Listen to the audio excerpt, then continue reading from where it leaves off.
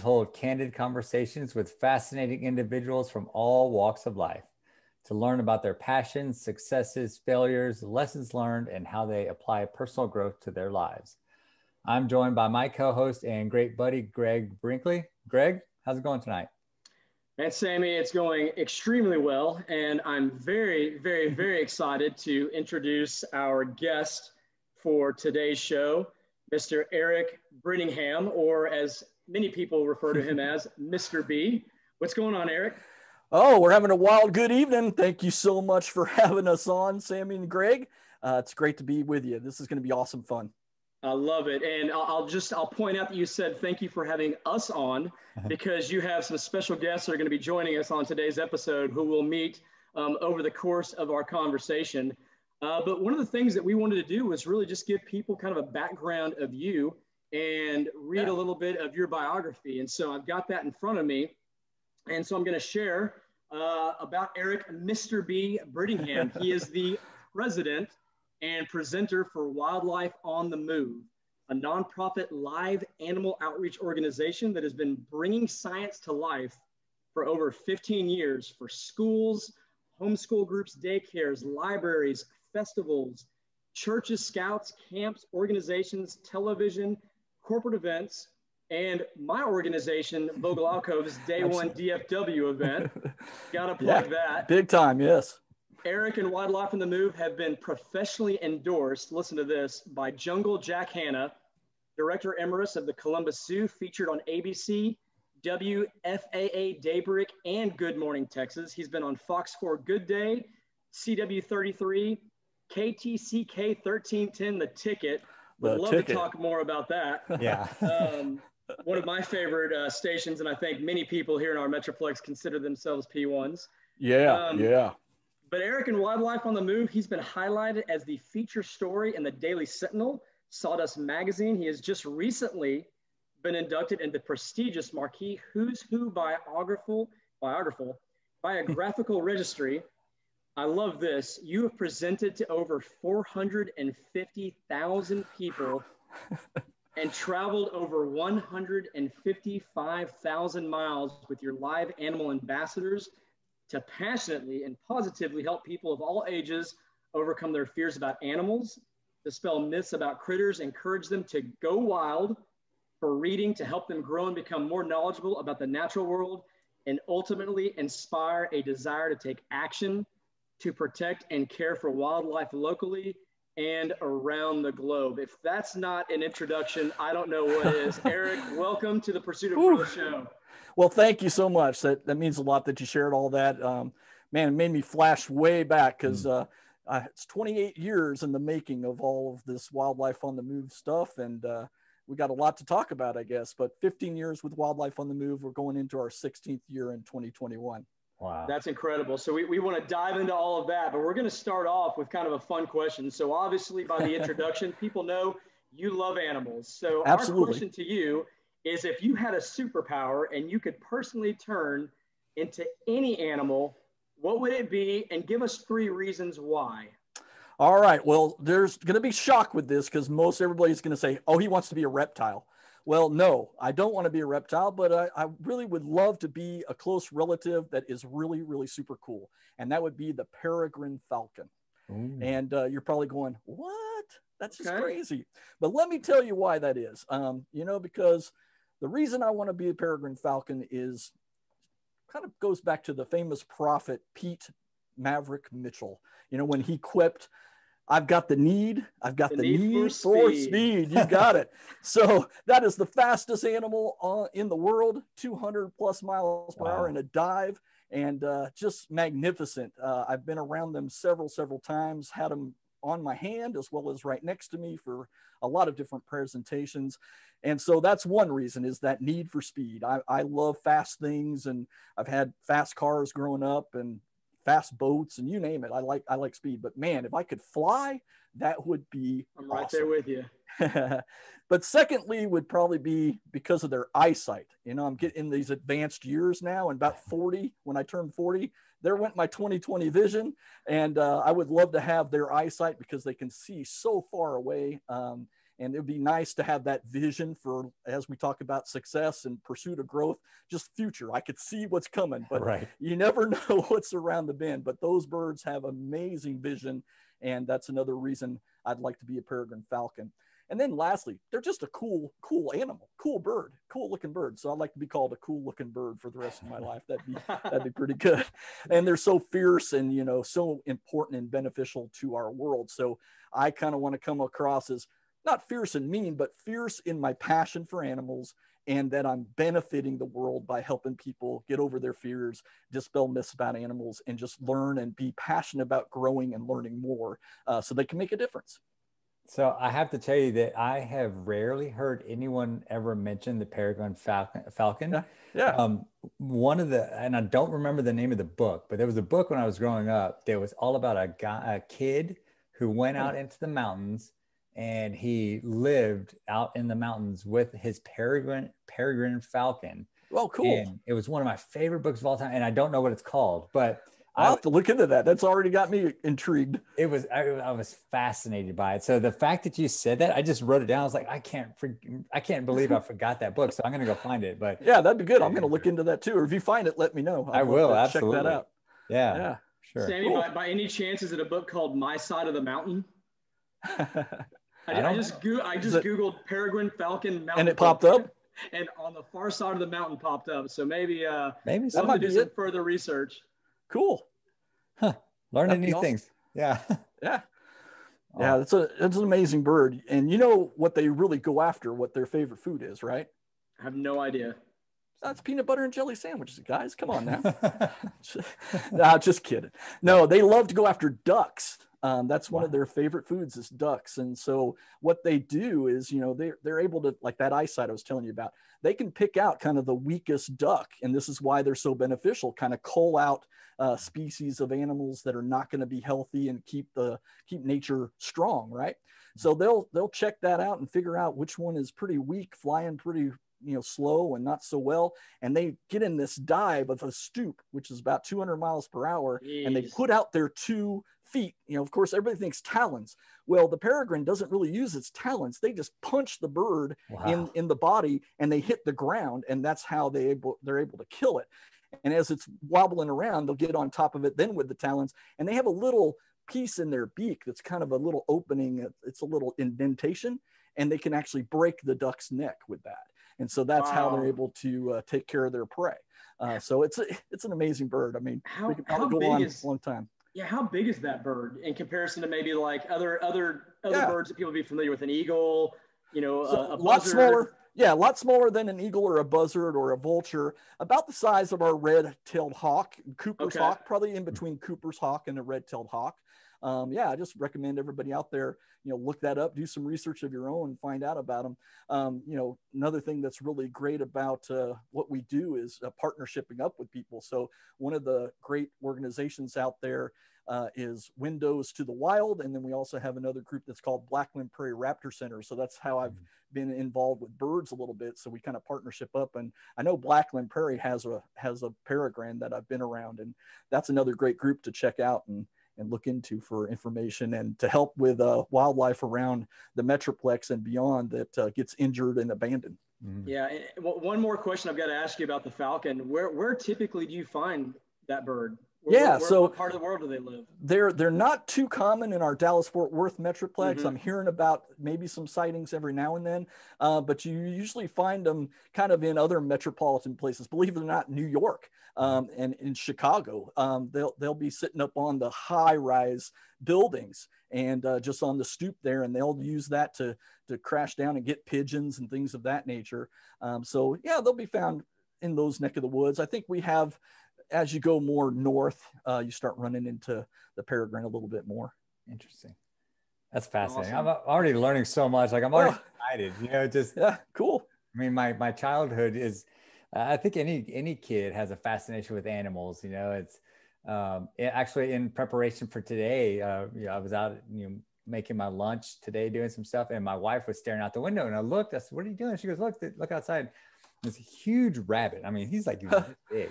Nice. He was splayed out, like he almost looked like he was injured or something. I've never almost looked like he was sunbathing. So, oh no, I hope we don't have to, call animal control. Right.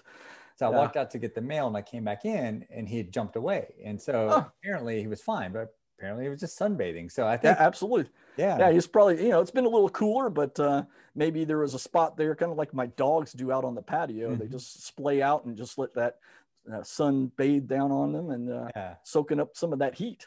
And I think it's just like, it's especially people that live more in metropolitan or cities, that when you see a type of wildlife or a type of animal that you don't normally encounter, like a dog, it right. just really that 6-year-old inside you really lights up and you get excited, which I think is something so beneficial that you've always done with your shows when you have shows. And every time I've seen you is that even like adults to small kids, everyone like has that grin on their face. They're just having a great time. Well, that's nice to hear. I'm glad that that's had that effect. I think it's important to make it fun for everybody, all ages. And I'm hearing that more and more, that even the adults are saying, hey, I learned something, or I had fun. It wasn't just for my kids. I didn't just tune you out. So hopefully we have some funny dad jokes and humor in there that keeps the adults involved. But, the kids are sponges. They'll soak up just about anything. And I think the adults are my hardest audience because, we have so many experiences that we went through either as a kid or we've been told over our life that, this is bad or this is awful because of X, Y, Z.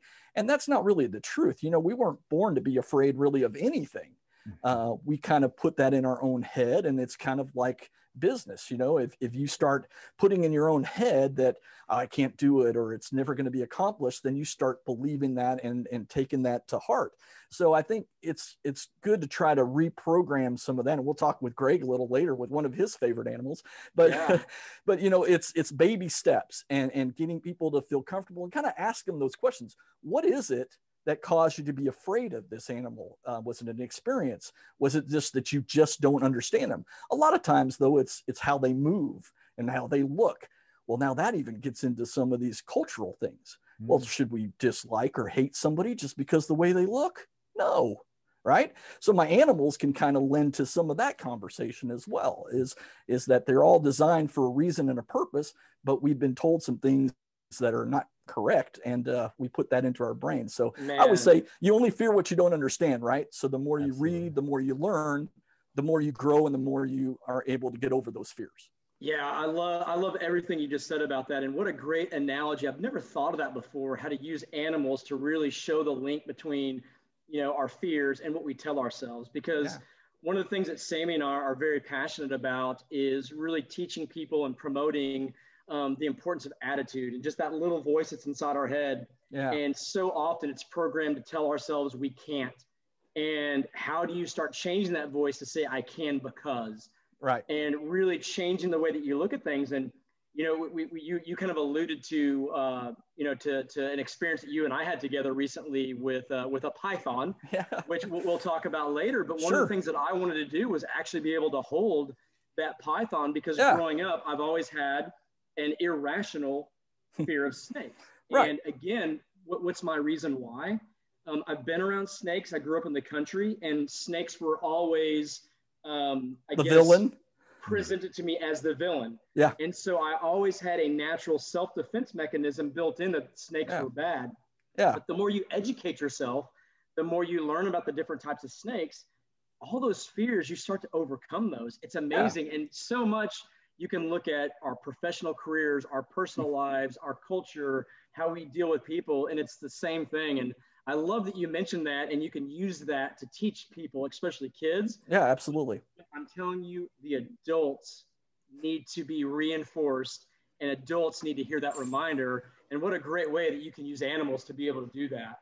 Yeah, we're trying. I mean, it's a big barrier wall sometimes, but you just, like I said, you have to just chip away at it slowly and just with baby steps. I mean, when we were at the event here recently for Day One DFW, I had a lady, or actually two ladies that were in the audience that I could hear them already talking about, I hope he doesn't have snakes. I hope he doesn't have snakes. But I directed a lot of my conversation their direction.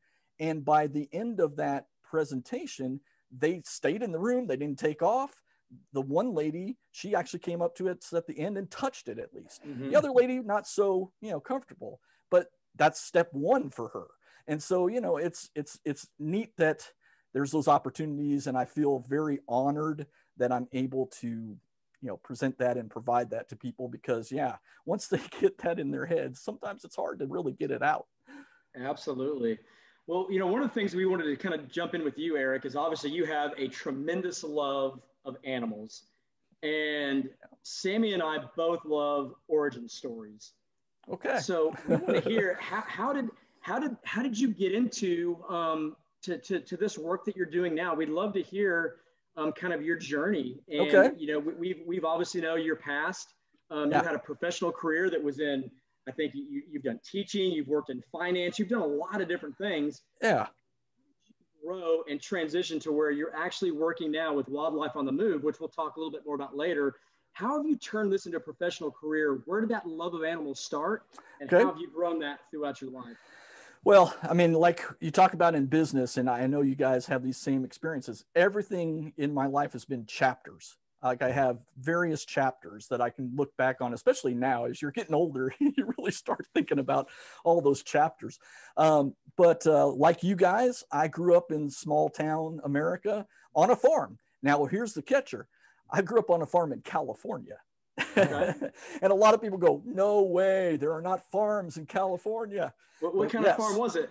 Well, actually, my dad just loved animals. And so we had our own little family farm. So we had cows, and we had pigs and ducks and chickens and, rabbits. Don't get me started on rabbits, because rabbits go beyond one rabbit, as you know. Yes. It's kind of crazy. So that's a whole nother conversation. Came back from a vacation once with more rabbits than I knew what to do with. But anyway, so we had, you know, all kinds of livestock and things of that nature on our family farm. So that's kind of how the animal side of things started for me. It's just that exposure to the animals there with my family. And, you know, that probably was the best starting chapter, because it's that exposure, that experience. And then you're starting to talk about work ethic, dad teaching me how to care for those guys and all that it takes to do all that. And, you know, seeing the life cycle of things right there as your own lab in front of you. So that was probably the genesis of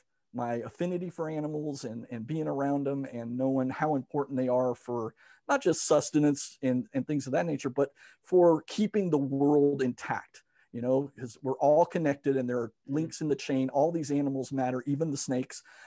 You take these things out and it starts unraveling things for us, and we forget that. So that was the start. And then the other thing that I have to say, both of my parents were teachers. So the education side of it, I guess I came by it naturally. It's in the blood. Yeah. Both my grandmothers were teachers. And all of my family members that I was around, they always wanted to provide us with experiences. So the big thing for us, since my parents were teachers, is having summer vacation off. So we would travel around the country in our little, you know, van or truck with a trailer, a tent trailer, a Starcraft tent trailer on the back. And we go to, you know, state parks, national parks. We go to zoos, aquariums, you name it, we were going to it. And I loved it. No matter where we went, hey, can we go to that zoo? Hey, can we go to that aquarium? Hey, can we go to that, you know, national park? You know, fishing, hunting, all those things were part of my life growing up. So I think that really, you know, stuck with me as well, as just all those experiences lend to the next chapter as you grow and progress through education and your life. So that's where that all started. You know, when I was in middle school, I took one of these surveys that said, what are you going to be when you grow up, kind of thing. And it always kept coming back, kind of education and science. Well, at the time, I thought that meant, oh, I'm going to be a pediatrician. So when I went off to college, you know, that's what I wanted to do, is pre-med. But then I thought, wow, do I want to be in school that long? Because for me, I wanted to get out there and start applying the craft or applying, you know, what I learned to work in. So that kind of changed just because of the length of time that it took. But I mean, I ended up staying in school, and here comes the fun part for Sammy, Mr. Southwest Texas there. I was at Stephen F. Austin, and it's a great education college. So I was there for 5 years just because of all the science courses I had to take. just to get my degree in interdisciplinary studies with a emphasis in life and earth science and then reading. So that was kind of the big deal. You know, and all during that time, another experience I didn't talk about back in high school and middle school, all the way through college, I was in band. So music was, you know, always a big part of my life too. And having those experiences performing and, you know, practicing and all of that has kind of lend itself to my present and future with, you know, presenting for Wildlife on the Move. So that's kind of some of those nuances of getting to where I'm at.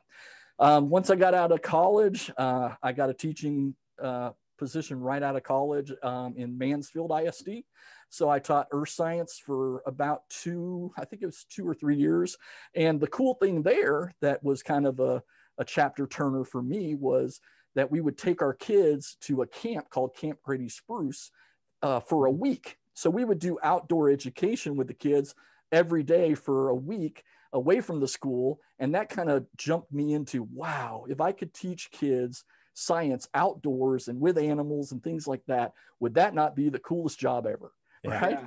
Yeah. So that's kind of what got me thinking, man, if I could find something like that, I would be on cloud 9. And so, you know, things in education, I don't know how the teachers do it today. I commend them for all that they have to do. They have to wear like 22 to 25 hats a day. So I'm kind of glad I'm out of the classroom and I can focus on the pure teaching part of it. But that foundation in schools led me to my next position. And it was because I just wanted to do the pure teaching part. So I was able to utilize everything I learned at that Camp Grady Spruce experience for that week-long camp with the kids to help out a group that was kind of a grassroots group in Arlington. They had just basically would work out of the trunks of their cars. It's the River Legacy Living Science Center now. Mm-hmm. At the time, it was just River Legacy Parks. So the other thing that really has helped me along the way is mentors. So I met this gentleman, and his name is K.C. Rudy. And he was getting ready to do summer programming for River Legacy Parks. And he was, you know, letting me know, hey, you should come and be a volunteer with us with this experience that you have. And I said, yeah, I really would like to do that. Would you like me to write the curriculum for the summer? And can I help you out with that? He said, absolutely. Come aboard and help us with that. So that's kind of what got me into, hey, this is the path that I want to take.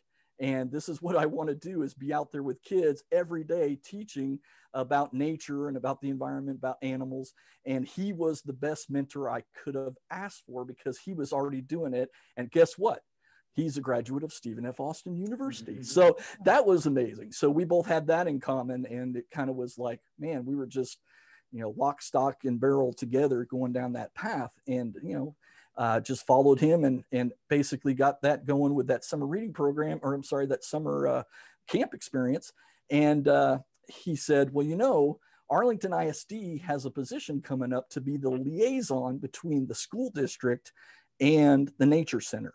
Would you be interested in that? I said, where do I sign up? Yeah, right. You know, give me the paperwork now. Yeah. I said, absolutely. But, you know, I didn't know if I had a chance at all at that, but because I took that risk and put myself out there and said, I'm going to try this, you know, it gave me that foot in the door basically, and they got to see what I was able to do.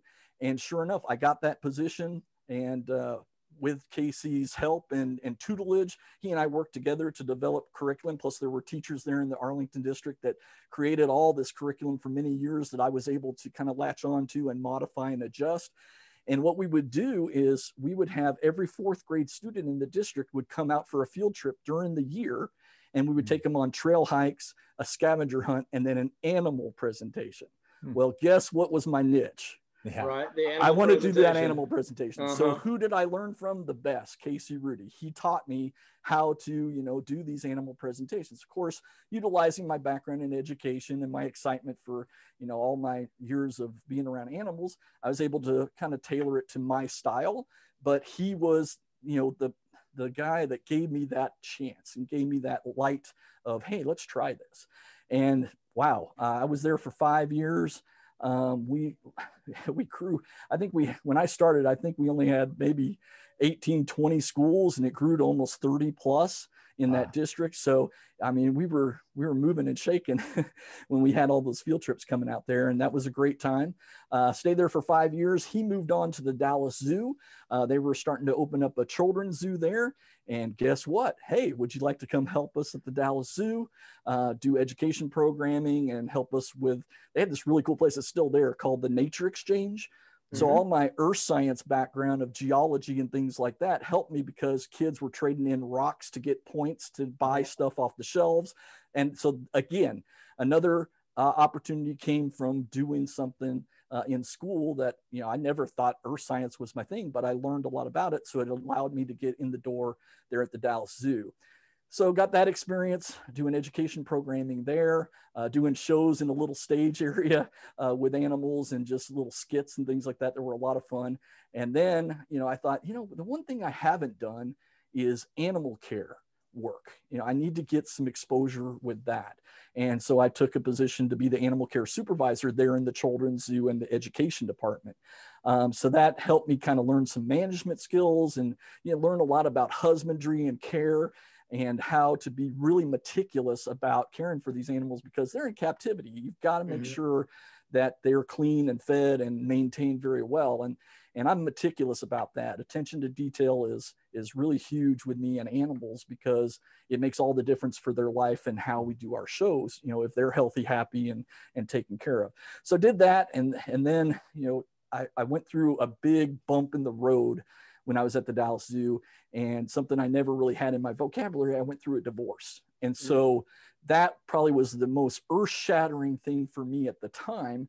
Little did I know what that would turn into in the future and how positive it would become, but it was really a rough time for me. And if I can, you know, talk about pursuit of growth and things of that nature to advance yourself.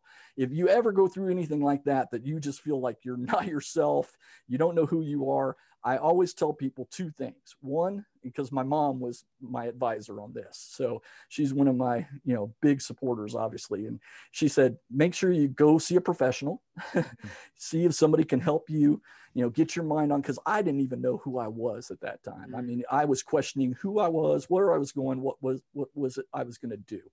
And so saw a professional. And the second thing was get back into a routine with church, you know, find a good church home. Because at the time when I was working at the zoo, you know, I was working pretty much 7 days a week. Sundays were, you know, a lot of times a must. So I was losing a lot of that grounding and foundation that was such a part of my life moving up to that point. And so, you know, felt like I was coming off the rails, really.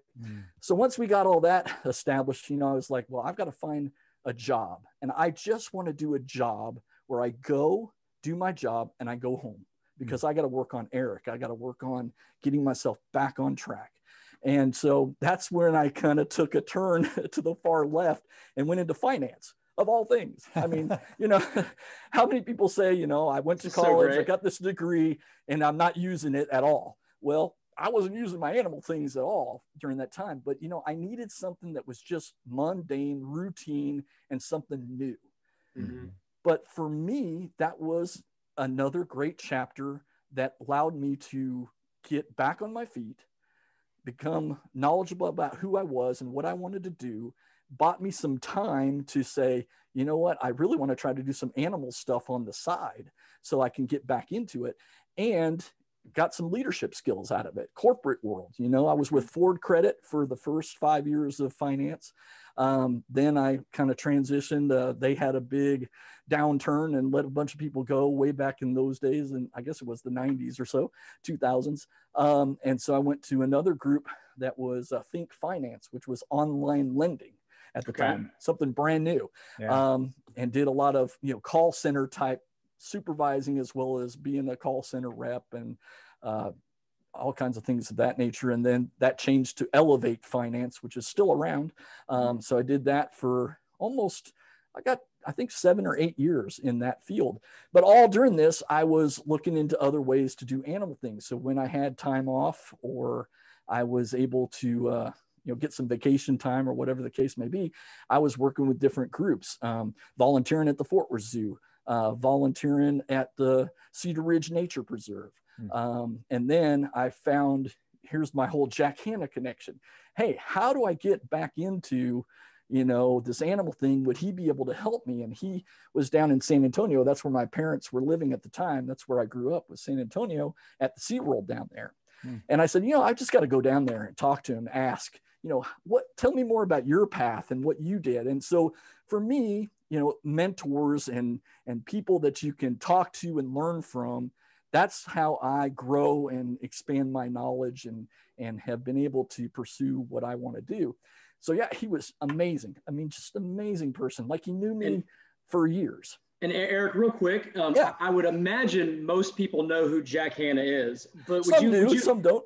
Give a little background on him for people that may be listening that aren't familiar with who he is. Okay. Yeah. Some of our younger kids, they don't know who he is at all. They're more into the Kratts and now the Irwins and things like that. Yeah, the Irwins, right. Yeah. But Jack Hanna goes way back to the late night TV days of David Letterman, but he's the director emeritus of the Columbus Zoo.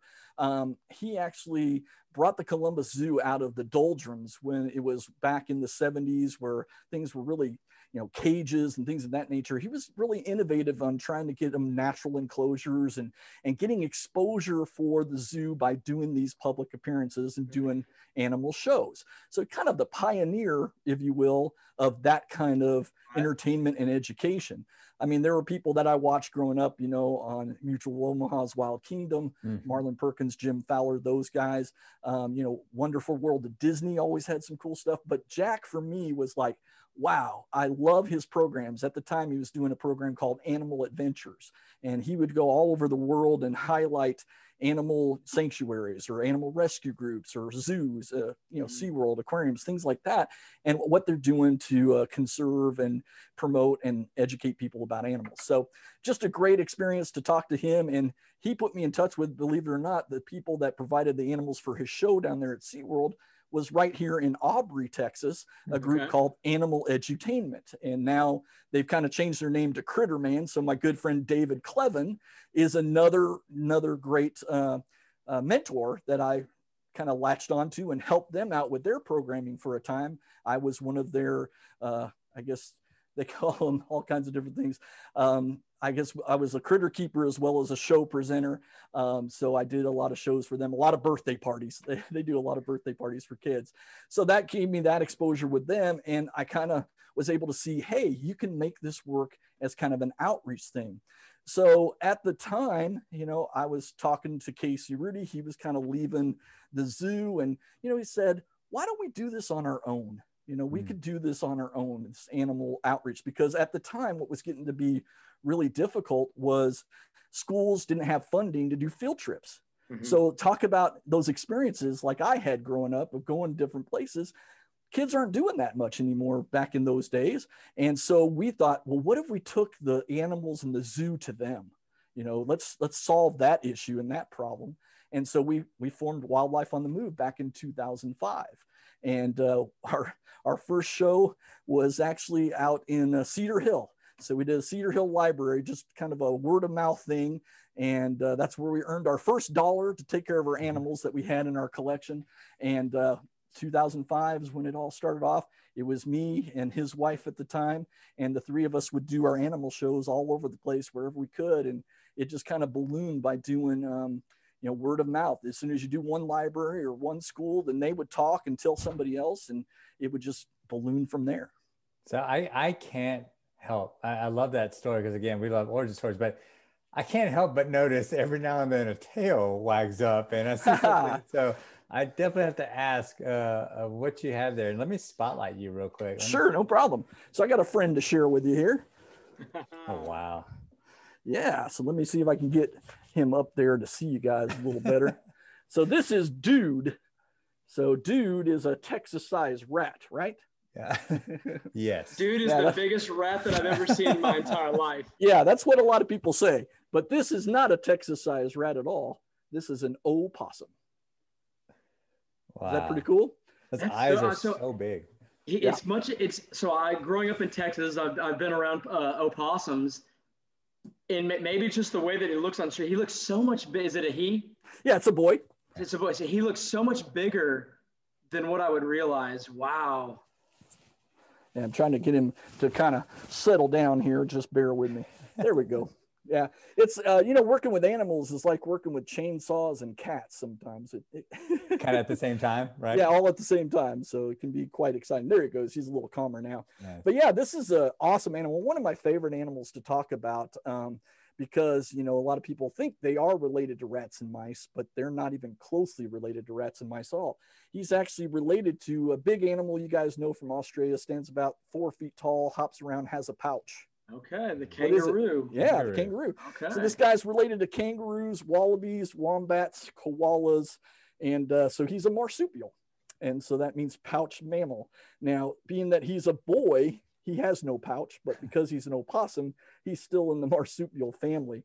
But the girls actually do have a pouch or a little slit of skin on their belly. Nice yawn, buddy. Nice, Sean. That was awesome. That. Right on cue, right? Right on cue, yeah. So they actually have a place that the babies will go, which we'll talk about. But since he just opened his mouth, I hope he had enough time. Did you count how many teeth he has? I saw about 10,000. That's quite a lot, but it does look that way because he does have more teeth than any other land mammal. He has more teeth than you and me. We have 32.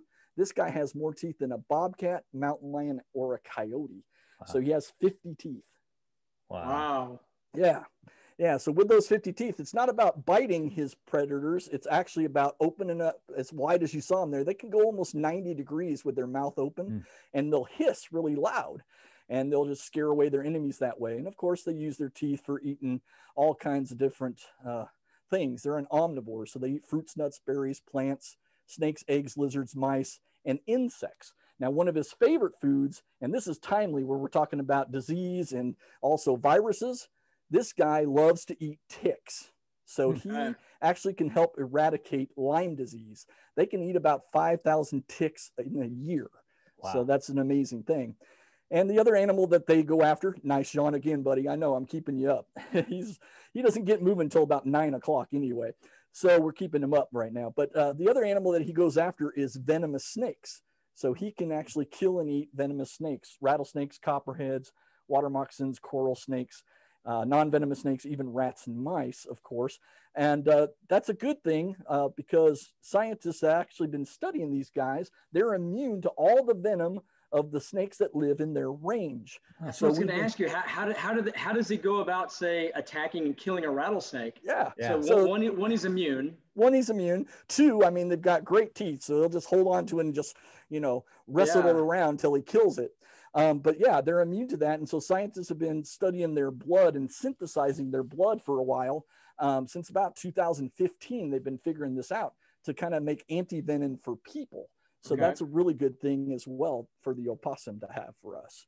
How long does it take you, or did it take you growing up to be comfortable holding an animal like that? Whether it's a reptile, whether it's an opossum, whether it's whatever it might be. Because I figured the average person, if you gave dude to me right now, it would probably be a disaster, right? Yeah, it can be because, how do you do that? I think a lot of it, like I talked about, Greg, is just being around different experiences and different people and learning from those that have done it. And then, of course, a lot of it, just like business, trial and error. There's definitely some things that I've learned that said, I won't do that again. Yeah. But with these guys, it's mainly giving them support. You see how he's kind of calmed down now because he's got his legs and feet on my arm. And he's really going after this blanket because basically what he wants to do is get his head under there and hide and go to sleep. These guys are like the ultimate teenager. They sleep 12 to 18 hours a day. Wow. All right. Wow. Yeah, I wish I could do that. I got too much to do to be able to do that. That's awesome. Yeah.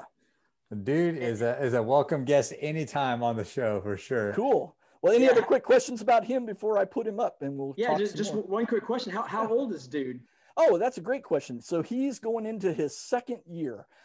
So in the wild, they live about 2 years if they're lucky. In captivity, they can live 5 to 7 years. Now, why is that? Why such a seemingly short lifespan? Well, that's a great question. I don't know if anybody's ever really figured that out other than in the wild, a lot of predators, right? Yeah. And mostly you see them on the side of the road hit by cars. So if anything, I think it's more human encroachment and things of that nature that keep them, under the 2-year range. I've had one live almost 6 years in captivity before. And here's another cool fact. Scientists have studied these guys and they figured out that as long as they're living, they never stop growing. So you could technically have an opossum like a medium-sized dog. Wow. Yeah. So I don't think we ever want to see a 20-year-old opossum. I think that would be exactly. I think that would be called a dinosaur. So. Absolutely. I'm going to let him go back to sleep here. Yeah. Well, dude, thank you for joining us and yeah. staying up past your waking hours, man. That was very cool. Yeah. I'm glad you got to see him. Awesome. That was cool. So I just switched this back to a different view. So hopefully it's working well. Yeah. Okay, cool. Well, Erica, I'm curious. Do you have, are there certain types of animals, we talked about being comfortable with animals. Yeah. Are there certain types of animals that as of today that you would be uncomfortable working with, or do you have fears of certain animals that maybe you haven't overcome yet? Okay, that's a great question. Animal wise, I'm not really fearful of any animal. People ask me that all the time. Basically, I'm more fearful of the car accident than I am of any animals out there. And a lot of it's, again, because learning, reading, learning, being around them, understanding that they do have a niche. They're not out to get people. Of course, things can happen. I mean, like right now, I'm kind of bleeding. That's not because he bit me. That's because his claws kind of cut my hand because I was moving around a lot.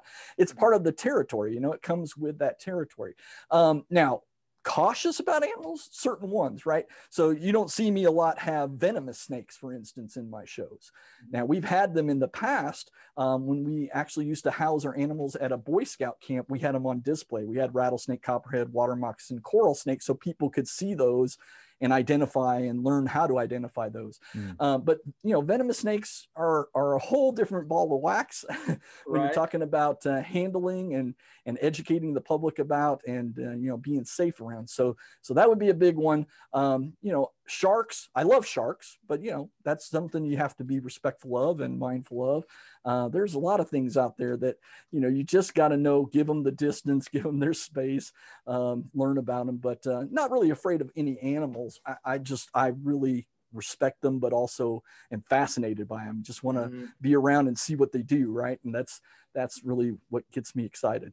And when you're talking about your work and you're obviously extremely passionate about it, I can tell. It's like we've talked a little bit about business as well. So the business of doing what you do. Yeah. What are some of those big challenges you face with your work? So tell us how you continue to persevere and, all that.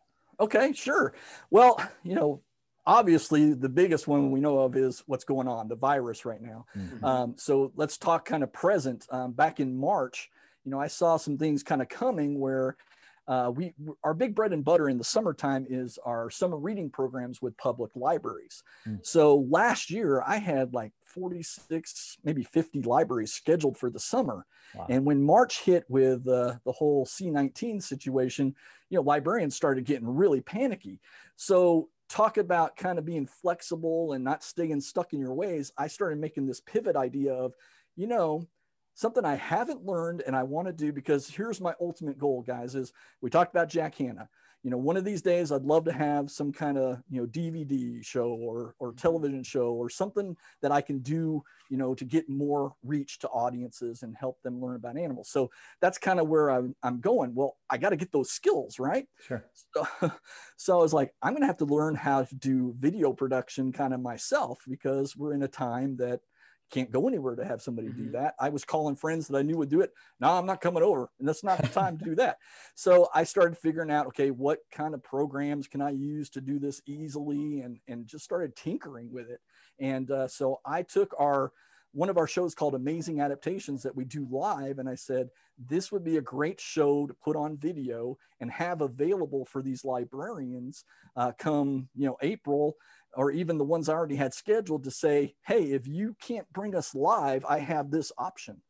And thankfully I did that, because we would have lost 50% of our, scheduled programs had I not done that. I was able to retain about 30-40% of my business in the summer by having that little, what we call video venture. So we have video ventures of Amazing Adaptations and one called Boas versus Pythons. And Right now I'm in pre-production to do one called Tales and Tales from Wildlife on the Move. And that's the summer reading theme. So these are like 40 to 46 minute videos that we just provide a link, and the teacher or the librarian or whoever can just send out, and they can watch it there at home. So that's one of the things that we did business wise. The going back, when we can do live presentations, and we've got a few of those that are going on now. As far as getting that going was just looking for ways to find people that needed that kind of entertainment or education. Schools, just getting a database of schools, getting a database of libraries, getting a database of organizations like Vogel Alcove. The way I came across that is I saw all the publications going out. I think Facebook was kind of happening at the time.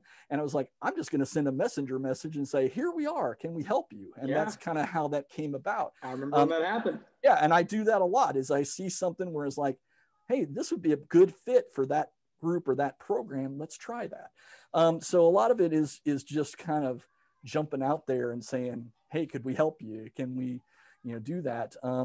We just would schedule it and get it started and provide the invoice and program confirmations and all that stuff. So there's a lot of, paperwork and keeping up with record keeping and things like that beyond animal care and the glamorous part doing the shows. That's another great question. I'm glad you brought that up, because one of the things we were talking about as we were preparing for the show, we were like, okay, what's, my typical day-to-day is, I'm in the door and start hammering away at emails and connecting with people, and Greg's is kind of the same, but we're like, what does your kind of day-to-day or work-life balance look like? Is it, it sounds like it's more than just animals all the time, right? But the running joke, we were like, is there just like a python like laying on the couch, a raccoon running by? Yeah, well, some people do that. That's not a good way to do the best husbandry and care for your animals, is letting them roam free. So no, we actually house our animals at a camp called Ascend Camp and Retreat Center. So, every day somebody's got to take care of those guys. That is a daily task. It's 7 days a week, 365 a year. It's not, 24/7, thank goodness. Yeah. But so my day is really interesting. Some of the skills, like if we talk about, wanting to be successful or grow and not be so stressed out. One of the things that I'm really happy that I learned from my parents and a lot of mentors is organization. Staying true to a list. Some people like lists. My wife, if I gave her a list, she'd be more stressed out because she wants to tackle all of it. Yeah. And I like to put it on a list and tackle things a few at a time, and I feel accomplished, right? Mm-hmm. So my day is kind of, get up as early as I can. I'm not a real good early morning person. I'm trying to get better about that. So I'm trying to shoot for 6:30 to 7 in the morning. And if I have an animal care day, which right now I'm doing Monday, Tuesday, Thursdays, I've got volunteers, which is another opportunity out there for people that are interested in getting involved with animals. I have volunteers that help us out on, Wednesday and Saturday, Sunday right now. Wednesday, Friday, Saturday, Sunday. So that kind of frees me up to kind of tackle that business side of things. But I try to, do some things in the morning, check emails, get some organization done, do a few Facebook things, think about, what am I going to do this week for what we do on Monday is called Moving on a Monday. It's a quick 26-second video of an animal doing something. Facebook. And then we also do Wild Wednesdays. So it might be a little bit more educational, a little longer video. So I got to plan all that kind of stuff out. But then about 9 o'clock, I'll head in and go do animal care. And, we have close to 50 animals. So kind of keeping those guys maintained and doing things routinely and consistently, and making sure everybody on the team is doing it similarly in the same way makes that job a lot smoother. And you only really spend about 2 hours there at the most, unless there's something weird that really goes on that can happen. And then come home and start tackling more, administrative type things, reaching out to all the clients that are current and trying to find new ones, doing a lot of marketing. And I know, Sammy, you're a guru with that, so I probably need to tap into your brain a little bit on some of that and how we can do some of that better. Sure. But we're just trying different avenues to get the name out there and get the exposure so that we can reach more people. Hope that answered your question. Yeah, absolutely. I think, and I think you got a little quiet there all of a sudden, just right there at the very end. I think maybe dude may have There you gotten go. into some of your technology, and he may have started chewing on some wires. Yeah, maybe so. Yeah, can you hear me okay now? Sorry Absolutely. about that. Perfect. You're back loud and clear. Yeah, we can still hear you, but you just got a little quiet on us. But you're loud and clear again. All right. Well, I love technology. That's a whole nother thing that I'm learning part of it, right? about. Yeah, it is. It is. And that, that's something that we talk to the audience about too, with your profession, is try to be as prepared as possible, prepare for the worst, but be ready for the best. Right. That's one of my mottos that I adhere to a lot in my business is, I always arrive an hour early at all of my shows as much as possible, because things can happen. And, being prepared up front with, like today, I was prepared. I thought everything was going to go good. And then we had a microphone issue. So, but at least, I had some help to make that work. A testament to that, Eric, at our day one DFW event, which we do for Vogel Alcove, and you've been a part of, I think since the very beginning. Pretty close, I think. Of that event. And this past year, I arrived at our on-site location, I think at 7 a.m. in the morning, and you beat me there. You were the first one there. And I thought that was incredible. But, something that Sammy and I talk about consistently is a phrase that we love to say, and that's preparation equals separation. Yep. You can apply it to every aspect of your life. You never know what's going to happen. There's going to be twists, turns, challenges, and things you never imagined were going to happen. But the more prepared you are, the better you're going to be able to adapt and be able to handle cool, calm, and collectively whatever challenges come your way. Well, and I'm not good with stress, so anything like that really sends me, off the rails. So you're right. I mean, I adhere to that, and I believe what you're saying, because in my 28 years, that consistent approach to being prepared has paid off time and time again. And I hear, working with the people I work with, librarians and teachers and things like that, you can hear some pretty big stories about people that aren't. And I feel for those folks that have had those, situations happen to them as a performer or a presenter, but they don't get asked back very often. Once that first time happens.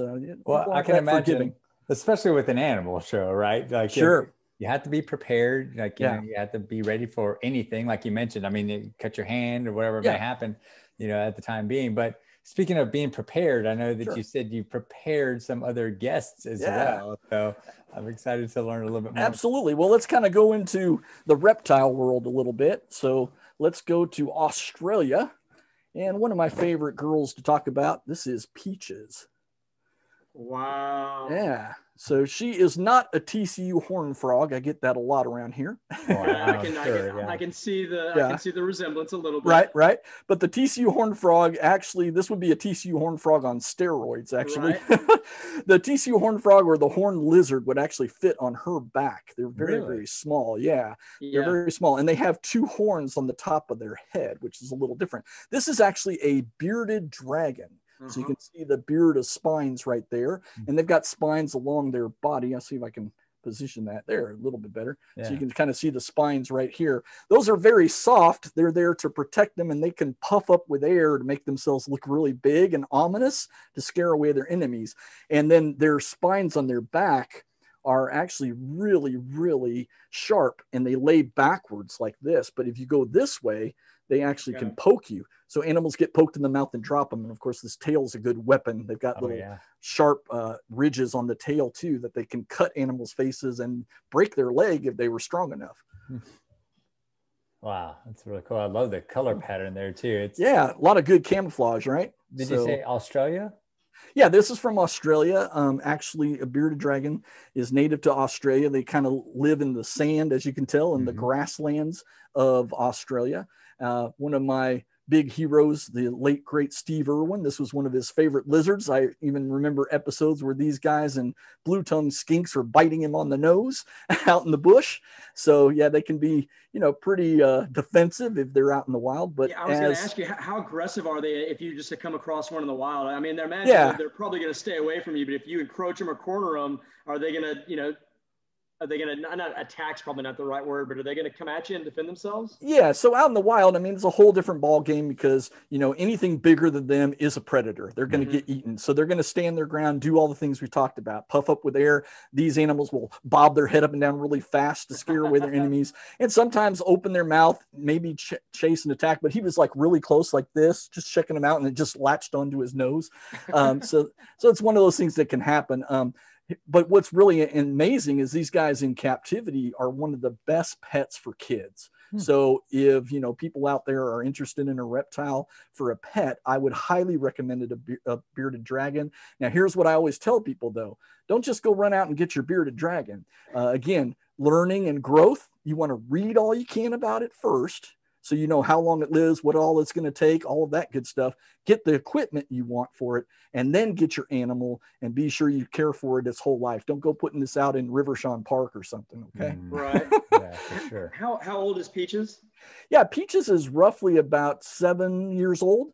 So Okay. she's pretty close to that age. Is she fully grown? Yeah, this would be full grown for a bearded dragon. And, you know, most of these animals, like actually all of our animals, are either discarded, rescued, or abandoned pets or wildlife.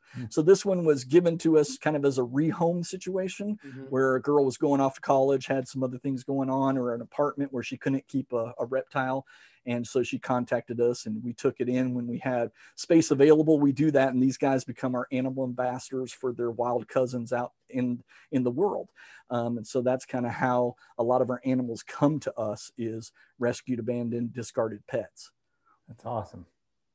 So what's, in terms of, I guess, the history of the bearded dragon, how, you know, people talk about the crocodile and the alligator have been around since prehistoric times. Sure. Some of these lizards, what's a little bit of the background in terms of how long have they been in existence, or do we know anything about kind of their evolution and their growth throughout history? Yeah. So the cool thing, and, you know, I kind of talk about this, that kind of God put all this in place, even the whole evolution process, so these guys could survive. So I would say they're a little younger than when you're talking about crocodilians and alligators. But here's what's really cool. Snakes and lizards are related. All right. They're in the same family group of reptiles. There are 4 groups of reptiles: snakes and lizards, alligators and crocodiles, turtles and tortoises, and one that's ancient called the Tuatara.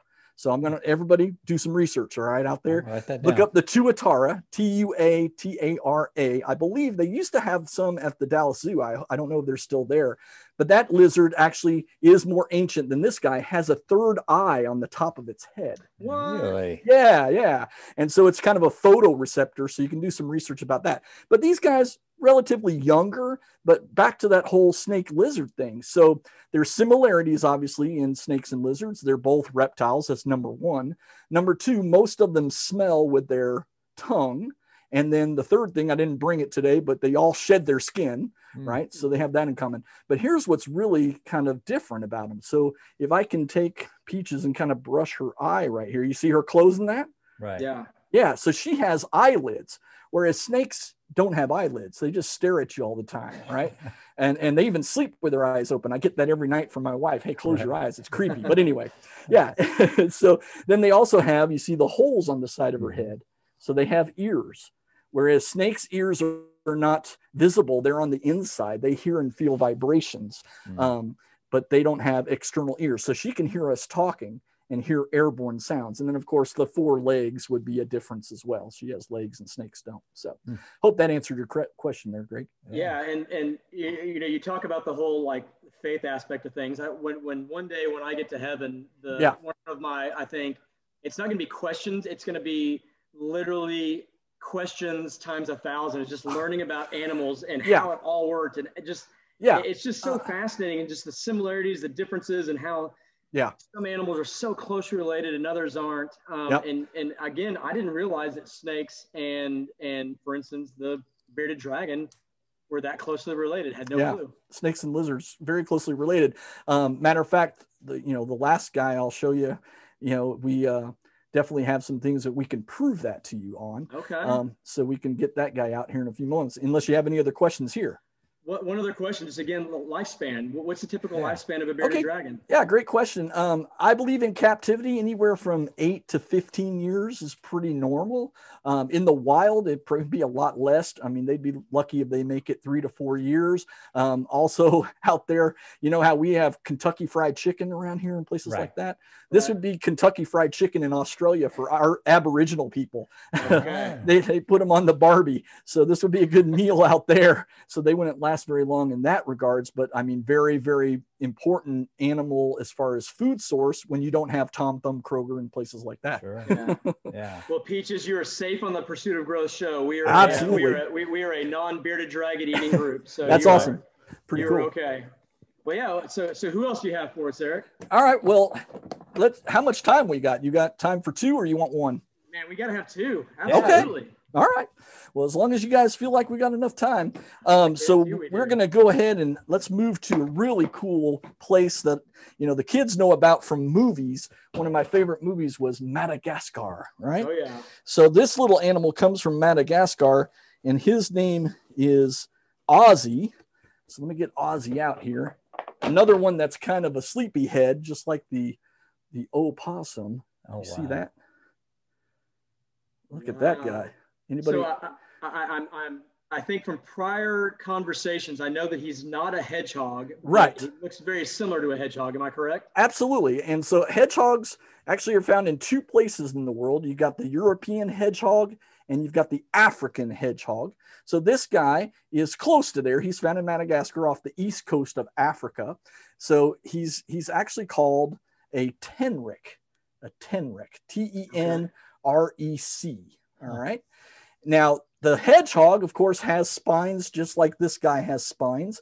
But these guys, their spines lay down quite a bit. They don't really poke them out and roll up into a ball. Like when hedgehogs get scared or frightened, that's what they do. They'll roll up into a ball, tuck their head and their legs, all their soft, fleshy parts underneath, and they'll hiss and click. They're like a little, if you've heard a steam engine or you remember the old pressure cookers that are all yeah, absolutely. Yeah. That's what a hedgehog will do. It's like and then it will click. It's kind of like and try to get you to go away, and they bump backwards. This guy, though, I don't know if I can show it. If you can see his sharp claws on the back foot. Oh, yeah. So these guys have really sharp claws. They can climb trees, whereas a hedgehog can't. And this guy relies on being fierce. So he'll stand up and put out his claws and show his teeth in his face and just kind of go, and try to scare away his enemies that way. So that's really how they defend themselves. What's his name? Yeah, his name is Ozzy. Ozzy, that's right. Yeah, Ozzy the Tenrec. Now you notice his eyes too are really, really small. So really this guy, tiny. Yeah, this guy comes out at night. He's nocturnal, so he relies on that sense of smell. Okay. He can actually smell insects buried 6 to 8 inches underground. But they also can eat fruits and plants. So they become kind of an omnivore now. They used to be classified as an insectivore only, but scientists have figured out now that they eat both. So I guess that's the advantage of having those big claws, is they probably do a lot of digging to go after those insects, right? Yeah, absolutely. They can dig for them and get to them real quick. And they have little peg-like teeth. They just kind of crunch everything up. Oh, wow. Well, now, Eric, let me ask you this. How are your hands doing? Because I know I know Dude got a hold of you pretty good. Do we worry about Ozzy? Is he gonna mark you up a little bit? No, I don't think so. I think he's pretty content just kind of hanging out here. That was actually one of my questions was like with him, standing up and showing how fierce he is. Has he ever done that to you? Has he, or is he pretty tame and calm here? Yeah, he's pretty laid back. When I first got him, of course, getting to know each other, I mean, he nibbled on my hand once. It wasn't even break the skin. So it's kind of that getting accustomed to how to hold him and what is he comfortable with. We kind of watch their behavior, and he gets to a point where he's kind of squirming and acting a little uncomfortable. Then it's time to say, okay, we'll wrap this up and put him away. So you kind of have to really, as my job is just to kind of pay attention to animals' behavior, get to know them, work with them. And, for a lot of our animals, it's, they're well taken care of, they're fed well, and we're not doing anything to threaten them. So they feel pretty safe. Yeah, that's pretty interesting. I noticed that because when I was looking, doing some research, I was looking at your website, and one of the pictures that you had on there was the really big, I'm not sure if it was a boa or python or whatever it was, it was at like, I guess like a carnival. It was like in a parking spot or like in a parking lot. Yeah. And it was on the ground. Yeah. And I noticed you were standing by its head. Yeah. Like kind of, and like paying close attention to it in the picture while there was like kids around, like kind of looking. Absolutely. So that's interesting that you noted there, that attention to detail there.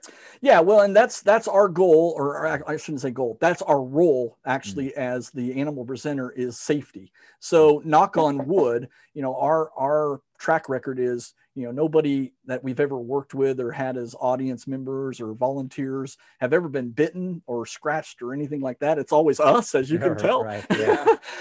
I'm like a crash test dummy here. Sure.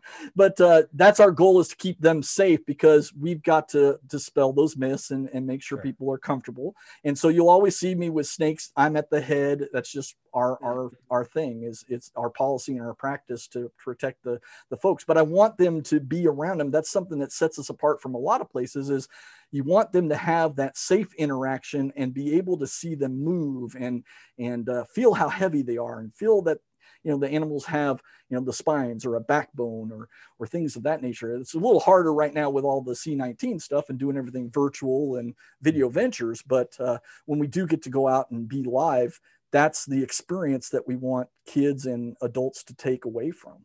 Is he in the marsupial family, or is he in the rodent family? No, not at all. Not even a rodent. They're actually in their own group of just kind of the hedgehogs and the tenrecs. I can't remember the genus name right off the top of my head right now, or the order, but they're in their own family group, not related to marsupials or rodents at all. Wow. Now, are tenrecs, are those considered good pets? Well, if you're a light sleeper, this is not the pet for you, because they are up all night making all kinds of racket and banging into their cage equipment or their enclosure bowls. And I've got a nice little climbing log and tree in there for him, so he makes an awful lot of noise at night. So if you're a heavy sleeper like me, I could sleep through anything, probably be okay. But being that he's nocturnal, he's going to be real active when you want to get that rest. Wow. Got it. And then in accordance to my previous questions, how old is Ozzy, and what's Ozzy's lifespan? Yeah, that's a great question. Ozzy, I believe, if I'm not mistaken, he's roughly 2 to 3 years old. Nice acquisition here from my buddy Critter Man, by the way. I got to give him props for that. Nice. So this is one of his former animals. And, in the wild, I think I read, again, lucky if they make it 2 to 3 years. Wow. Just so many predators and things of that nature. So that's pretty much the lifespan of these guys. In captivity, I bet you they can go 8 to 10. Okay. Wow. That's awesome. It has eyes. Very cool. Remarkably. Aren't those cool? Yeah. Little beady eyes. It's like I had a teacher like that once. Love it. All right. Well, I guess you've got one more guest to bring in, don't you? Well, it's the grand finale for Greg here. This is his favorite. So I like how Greg just kind of scooted back just a little bit. Did he? Like that's really gonna help you.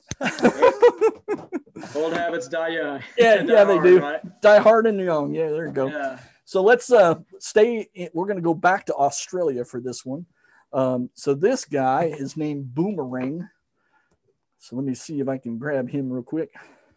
Bear with me. It's going to come into the screen here for you. Wow. Can you hear me still? Yes. Okay, cool. Hear you. All right, good. So this is Boomerang. Wow.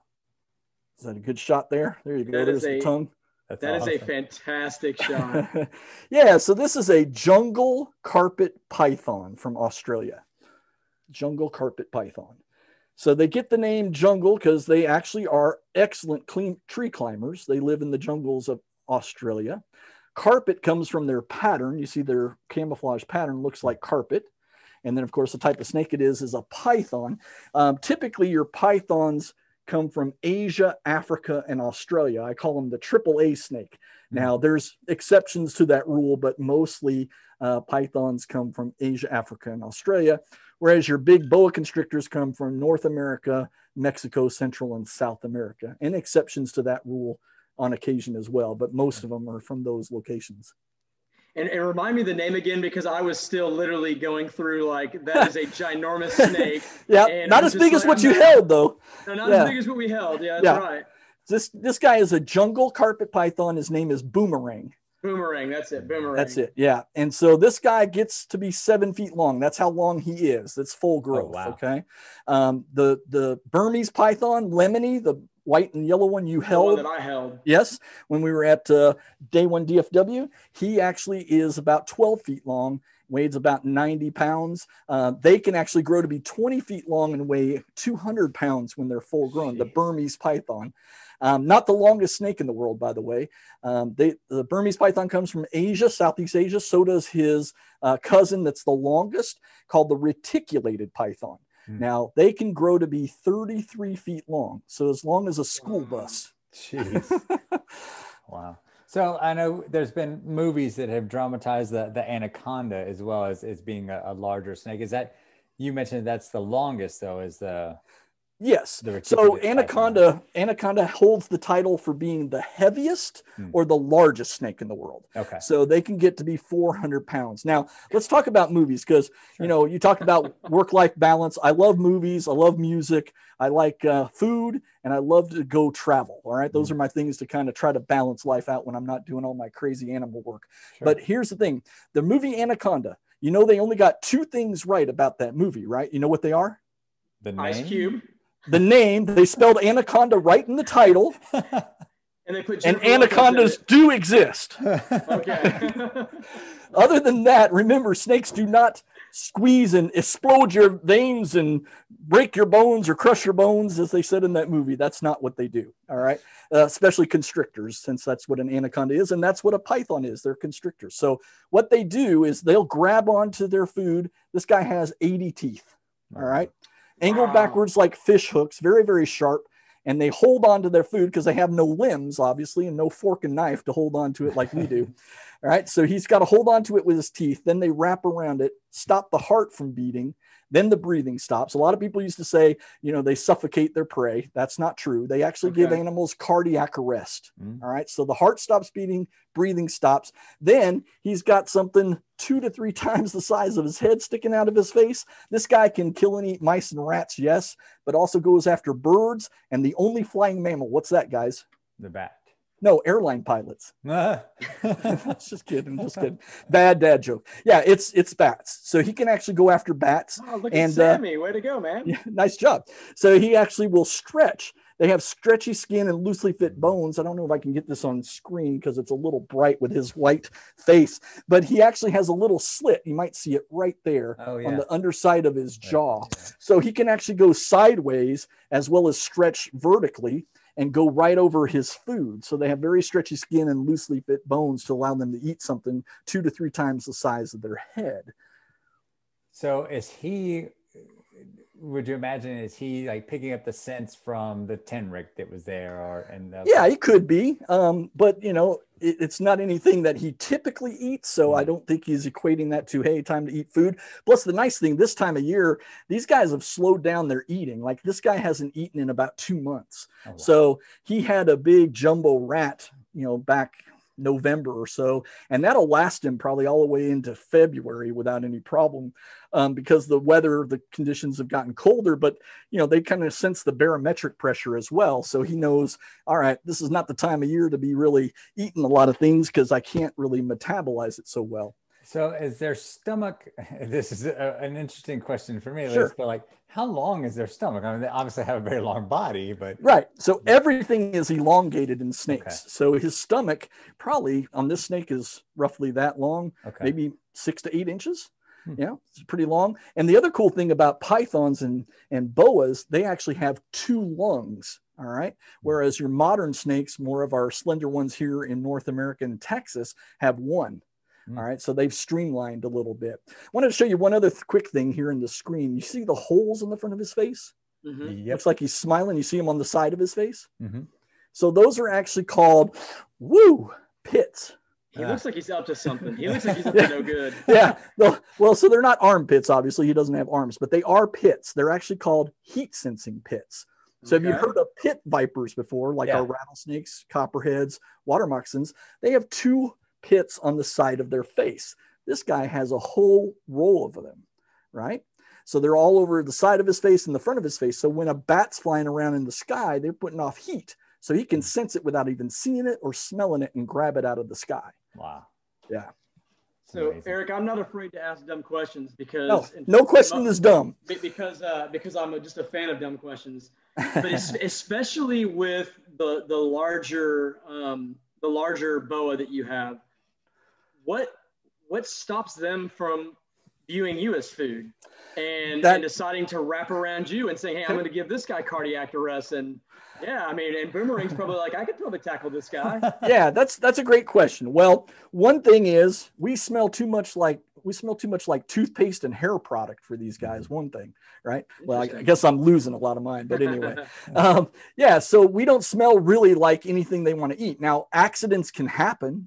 You can be mistaken for something, and I can tell you that, talk about experiences. I'm bleeding right now. Well, I've bled quite a bit with snakes before because we talked about attention to detail, and I got kind of anal retentive about where I put a rat in for one of our bigger snakes, WW, who's a Burmese python that's about 15 feet long. Well, when she was about 7 feet long, I moved the rat. Well, my hand is warmer than that rat was. The rat was dead. We call it rat sickles.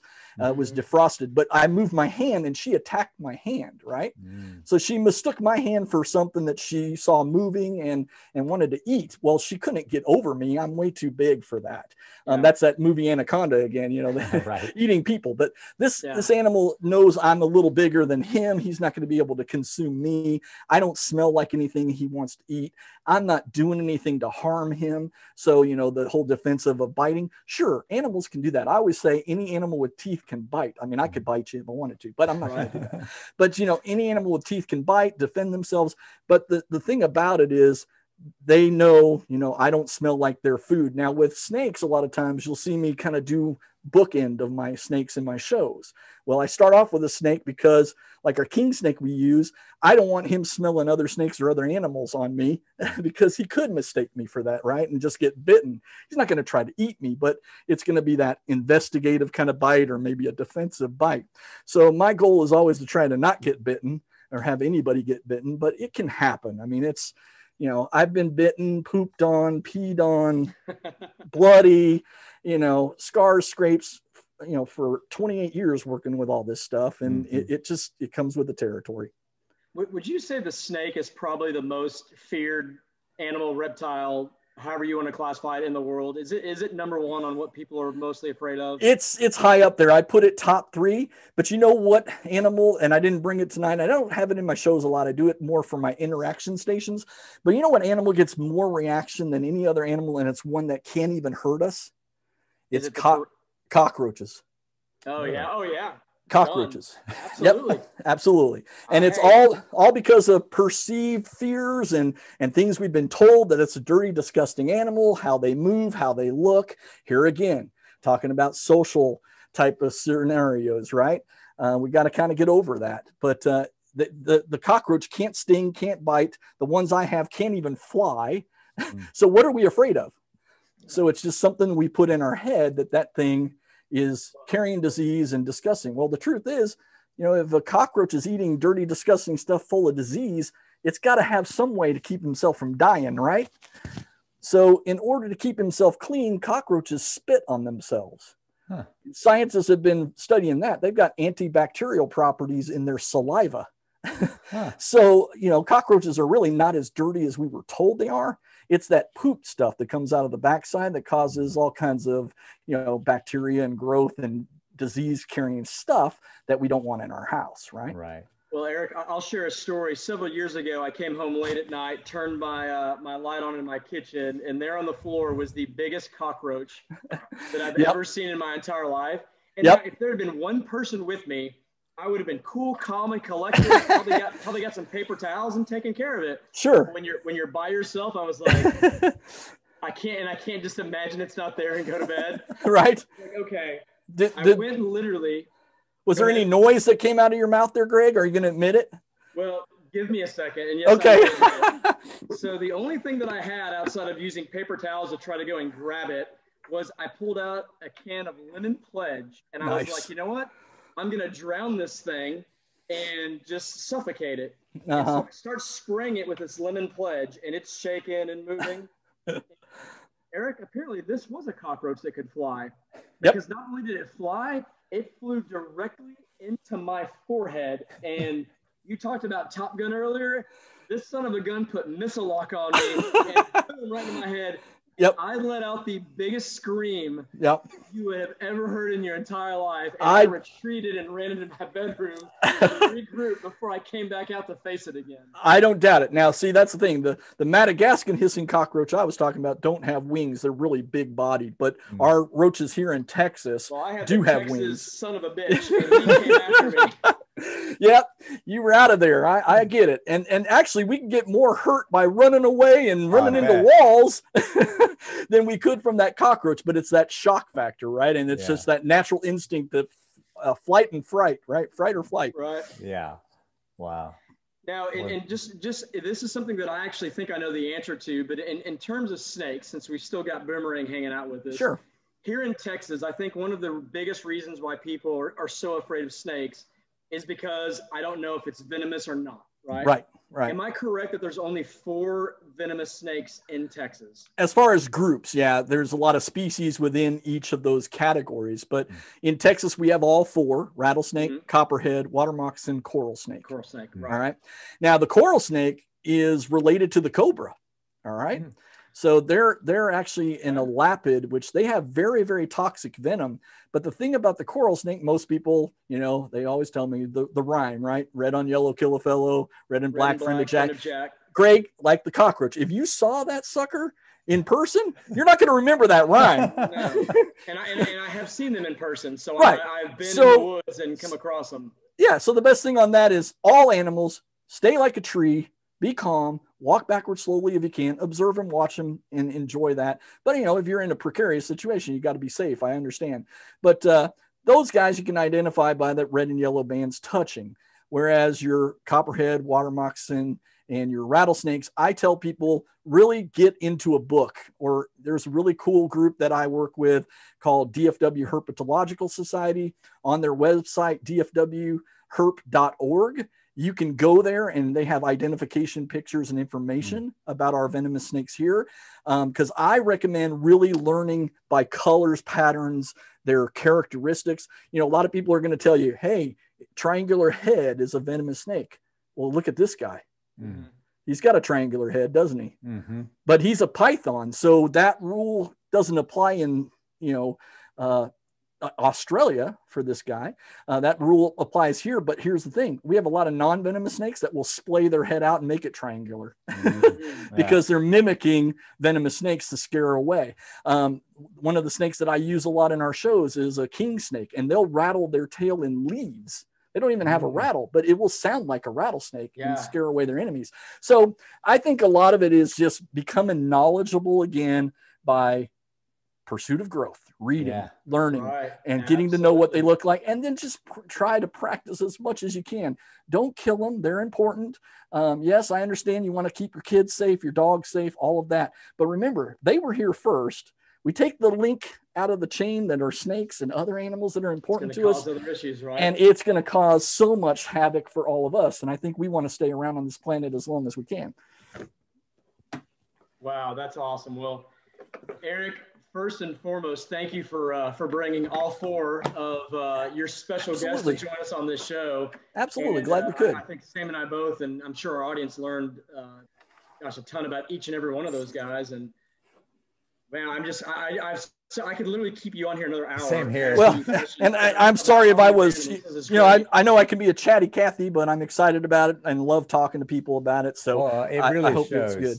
It really shows, and like awesome. I mentioned from the shows that I've seen you do as well, I think and people really get really involved in your shows. They pay attention, and you never see anyone walk out. They're just enthusiastic about it. So thanks for having that passion and sharing that passion with everybody as well. Well, thanks. And thanks to you guys. I mean, this is really cool what you're doing with the book. Oh, by the way, I bought it today. I don't know if you noticed that. We did notice. We did notice. Thank you. So I can't wait to read that. But thank you for doing that because, it is tough, to go through all these things. And a lot of times you think, oh, I'm failing. I'm never going to get where I want to get to.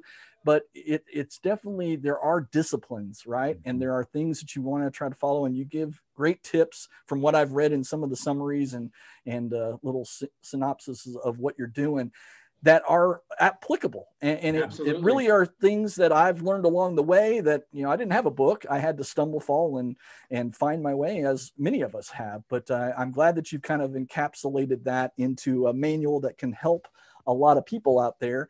And I think the biggest thing is just, you know, remember, I always say, and I've gotten this from my grandmother and my folks, if one door closes, another one really does open. And that's been kind of how my life has gone with my career. Because, you know, when I was in that corporate world, all I wanted to do was get out and do this full time. But I had to kind of pay my dues, if you will, and get to a point where I felt comfortable enough to, you know, kind of going back to faith thing. I was always scared to take that jump because I had to provide and I wanted to have coverage of insurance and all these kind of things. So I was playing it safe. But once I finally said, okay, being a man, you know, we have to think about all those things and take care of people. Yeah, absolutely. I finally realized and started hearing that voice of God just saying, let me lead. And that is hard for us to do because we as men want to take charge and get it done, right? But if I start remembering and really kind of shutting myself down and saying, if I put in the work, you'll take care of me, right? And that's what I've had to try to really figure out is put in the work, you know, grind it out and learn from those mistakes and hurdles and experiences, but don't ever stop working because you have to do that. We've been given the brain by him to make things happen, but we're not in charge of how it's going to happen. Right. And that's really hard for a lot of us to just kind of throw up the hands and say, I'll trust and I'll believe and I'll have that faith. So I hope that's one thing that I can pass on to folks is that it'll come around and it'll be okay. But, you know, I'm still looking at things that I'm nervous about and I'm like, oh, how are we going to keep this funding alive during these times? And, you know, am I going to get supporters to help us out with our animal care fund? And can I get somebody on board that would help us, you know, have a nice nest egg that we could do free programs for people? So there's things like that I'm always kind of thinking about and praying for and try to put in the work to make it happen. But I know I'm not going to make it happen ultimately myself.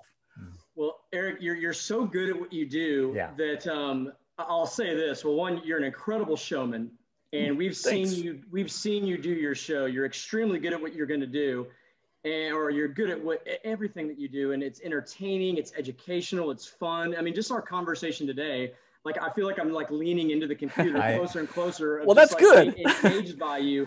You're so good at this, and then in addition to that, you're so good. You've already answered 2 of the 3 questions that Sammy asked and I ask every one of our guests as we wrap up our show, which is share some favorite actions, methods, lessons learned, and self-development and growth and advice that has stuck with you. You knocked those out of the park.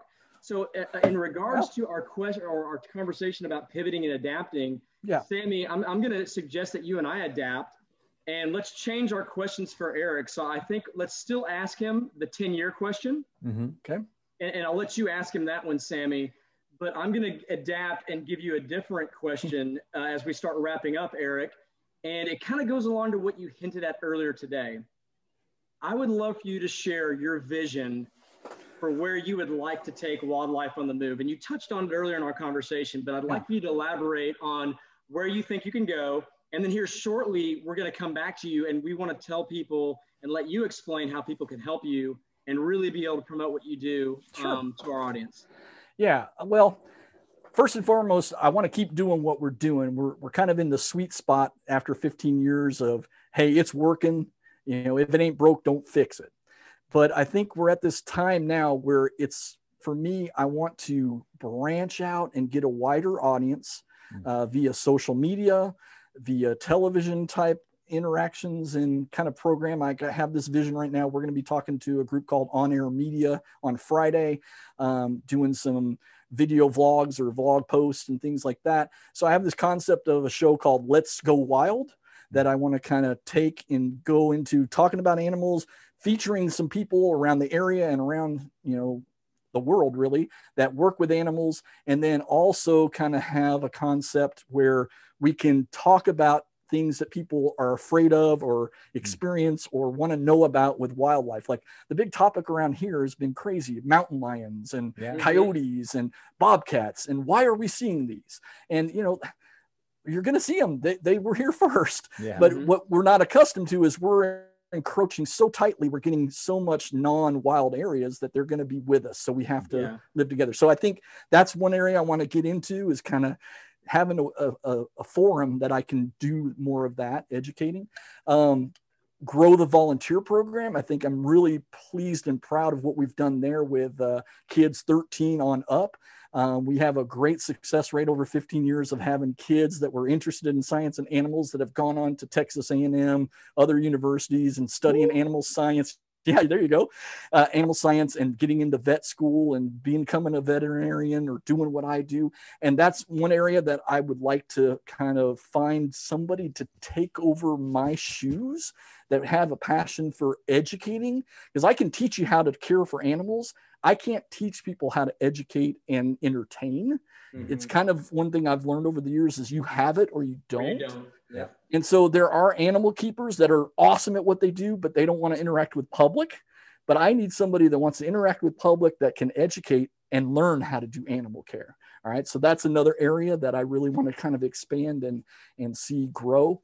And then, you know, as I'm 51, I'm just looking at, you know, what legacy am I leaving behind? Have I made an impact? Has it changed people's lives and perspectives on things?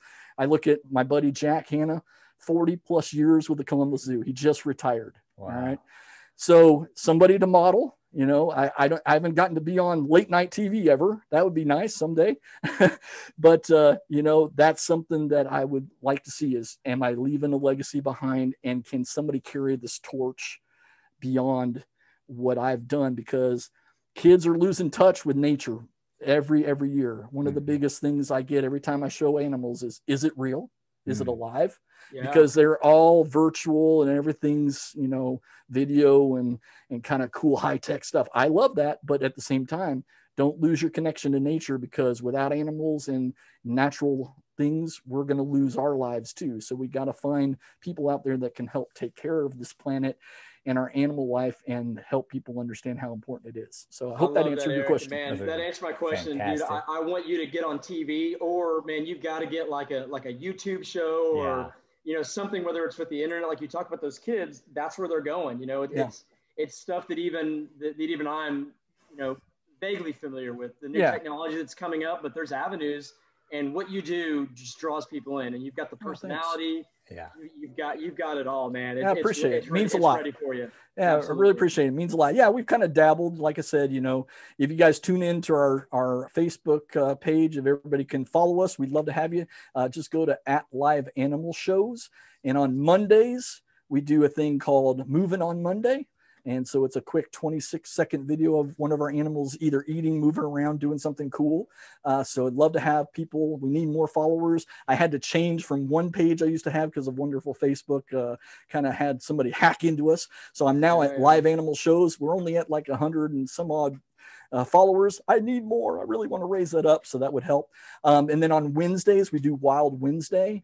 So that's a little bit more educational video. Right now, we're kind of promoting our spring and summer programming. So there's been some videos on there about that. So, and then we try on Fridays, every now and then we have a Friday fundraiser. So that's another way people can get involved, as help our animal care fund through a lot of different channels.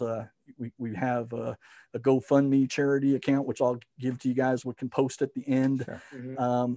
Also, we have PayPal. So paypal.me/wildlife on the move would be a good way to help support with monetary donations for our animal care fund. But we also supplies, you know, people don't have to give money. If you have paper towels laying around or bleach that you don't need or trash bags, things of that nature, it always helps support us, especially during these times. We took a pretty big hit, about $25,000 in our operational budget this year because of the whole C-19 situation. So trying to gain that back little by little. It's started to pick up with shows, because the shows that we do all support our animal care fund and help us even with conservation projects and giving back to the community. We do a lot of, we have support, we can do shows reduced or even free sometimes. Mm-hmm. Yeah.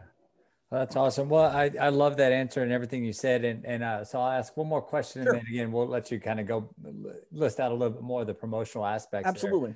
Because I think that's so important. And I hope that the audience and the people that watch this get the opportunity to go. It's paypal.me/wildlifeonthemove. And, if you've got a little extra that you can pass over to help care for some of the animals as well. And we'll link all this in the YouTube show and everything. But one of the questions that we ask people, which is pretty interesting, is that, a lot of people self-reflect, right? They say, what would I go back and tell myself 10 years ago, now that I'm much older and much wiser. But one of the questions we like to ask is, what advice would you give your future self 10 years from now? So fast forward 10 years, what would you tell yourself? Wow, 10 years, what would I tell myself?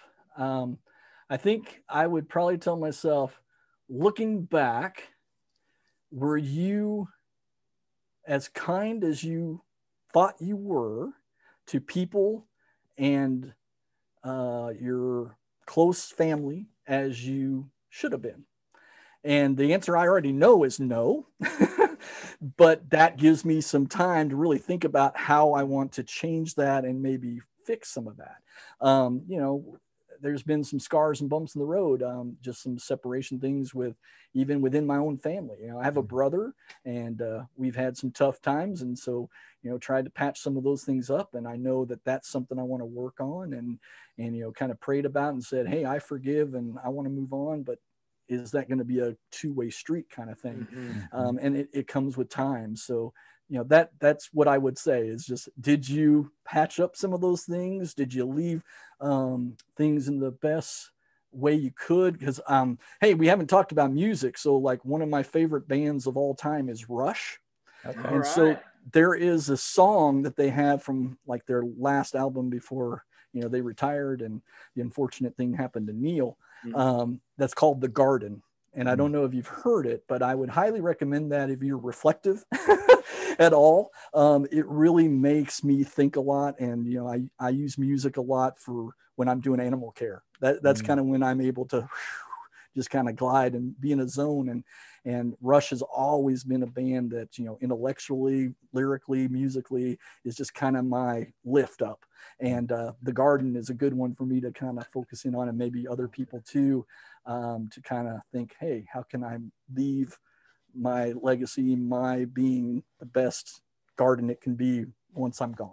Well, I think when you spoke about the legacy aspect of your hope that you can leave a legacy with other people, I think you really have. I mean, I know my children have really experienced the show and really liked it. My kids were talking about, they literally, like, we came back from day one DFW this year. They were like, I touched a snake. Like, it was just like the thing to do. And they're like, Mom touched a snake. And then they're like, Mr. Greg touched a snake. Like, yeah. So they, big accomplishments. Yeah. Yeah. Really memorable. There we go again. Memorable experiences and things that you can't replace and might not ever happen again. Right. Right. Never have a chance to do. So I think you're well on your way, and I think you've impacted quite a few people. So I appreciate it. So keep doing what you do, for sure. That means a lot. I really appreciate that.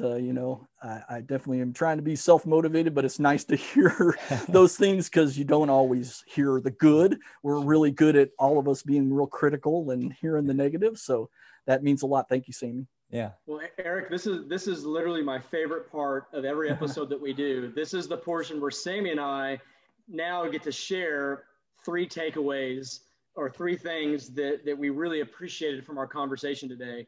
And I typically let Sammy go first, and usually he'll take 3 things that I was going to say, and then I've got to scramble and come up with 3 new ones. You go first, Greg. You want me to go first this time? Nice. You go first, Greg. In the spirit of giving. There it is. I love it. Well, I'll say this too, Eric. We'd love to have you on again. We'd love to do it. You on again. We'll get more into music because that's something that Sammy and I, we could talk the whole show about music. Oh, I think I could too. I'm a big 80s guy. I haven't really changed with the times. My wife's into all the new stuff, and it's hard for me. I got to work on it. We've all got our niches, but I'll tell you, I'm familiar with Rush, but I'm not familiar with The Garden. So I'm going to listen to that tonight. Please do. That's a side note. So thank you for sharing that. But 3 things that stood out to me in our conversation is, 1, I love how you mentioned mentors. And as you shared your journey, and you talked about the growth that you had throughout your life, and you talked about chapters. A lot of times I refer, it's the same thing. I say seasons, but I like how you said chapters. But I think that's so important for people to hear, that as we're living our lives and we want to make these big changes, or we have these obstacles that we see in front of us that maybe we don't know how we're going to go over, or how we're going to persevere through. One of the greatest things that you can do is find a mentor for yourself, and then also be a mentor for someone else. Absolutely. Absolutely. And I love that you shared several mentors that helped you through those milestones and those chapters of your life. And so it even just made me think, is there's things in my personal life, my professional life, and things that Sammy and I want to do with the pursuit of growth, things that I want to do with Vogel Alcove. Just who are people that I can connect with that can help me as I continue to go on this path and I continue to grow. So love that you mentioned mentors. That's fantastic. Two, I love that you shared when you were talking about the challenges when you had in your personal life, especially when you went through your divorce, and then the major career change, and how you went back to your faith. And it was really about, how can I get that foundation of getting church and my faith back, and how can I put Eric first for a moment and really get that foundation set. And then you shared something a little bit later when you talked about the importance of your faith in God and your commitment. You said, I need to answer that voice, and I need to let God lead. Yeah. And man, that is something that I think of people that are faith and that are believers. Mm-hmm. I think we can all relate to that challenge of, we think we've got to do it all ourselves. Yeah. And so often that's where we tend to go a little bit sideways, is we do have to do the work.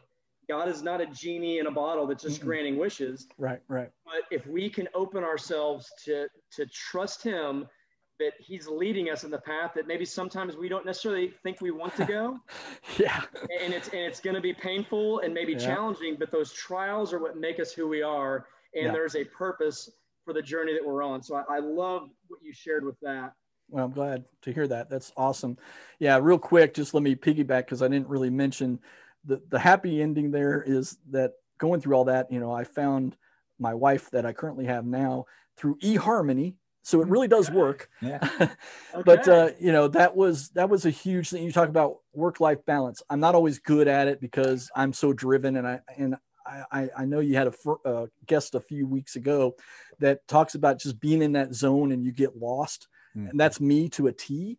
But I have to say that one thing that I've committed to, and people need to know this, is that Sunday, we do not have Wildlife on the Move working. We're off. And a lot of places don't do that. So we shut down on Sundays. It's our dark day, but not a dark day. It's a light day. We go to church, or we watch it on TV now, or on the internet, and we have family time. So I've kind of committed to that once I started Wildlife on the Move as my, vocation and main thing, is that Sunday is family day or down day. So something to think about there. So thanks to my wife for helping me kind of come back to some of that. I'm glad that Susan's in my life from all that bad experience stuff too. Yeah, that's awesome. And sometimes I say, a lot of people talk about work-life balance, and at least in the season of life that I'm living in, I talk about work-life integration. And that's a better term. It ebbs and flows. And so that's really helped me to kind of put my priorities in the right type of place. So thank you for sharing that. And then my third takeaway goes back to the very, very, very beginning of our conversation in the Peregrine Falcon. And I love that you shared 3 things within your story of why you wanted to be this particular Falcon: speed, vision, and being a cool looking bird. And I really think that as we approach life, there's things we've got to have a vision of where we're going. Yeah.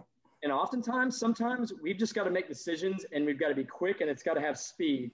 Yep. And then, you know what? While you're doing all this stuff, there's no reason why you shouldn't do it not looking like a cool looking bird. As much as you can. I'm telling you though, it's like my other favorite movie, Indiana Jones.